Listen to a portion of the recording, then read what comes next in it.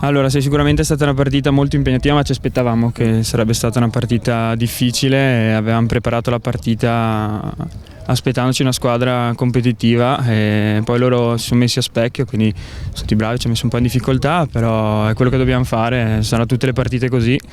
E quindi avanti, è un buon punto perché abbiamo chiuso la partita in 9, quindi non abbiamo perso, è la cosa positiva e continuiamo così come abbiamo fatto oggi perché penso che abbiamo fatto il massimo, non si è risparmiato nessuno, quindi bene così avanti la prossima. Avete avuto anche delle buone occasioni, delle ottime occasioni per portare, soprattutto segnato il gol nel secondo tempo, avete fatto quei 15 minuti in cui li avete schiacciati lì, però poi loro con calma e tranquillità vi hanno ripreso.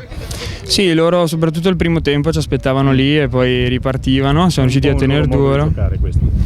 Sì, magari anche quest'anno che c'è stato meno tempo per prepararsi, peccato perché abbiamo preso gol su un errore nostro, ci siamo messi male, ci siamo capiti male in difesa, vabbè, è andato così, abbiamo avuto le occasioni, dovevamo sfruttarle meglio, ciò su cui dobbiamo migliorare. Non ti chiedo delle decisioni perché ho visto che siete un po' contrariati. Ma no, però, non parliamo dell'arbitro, no, va bene così.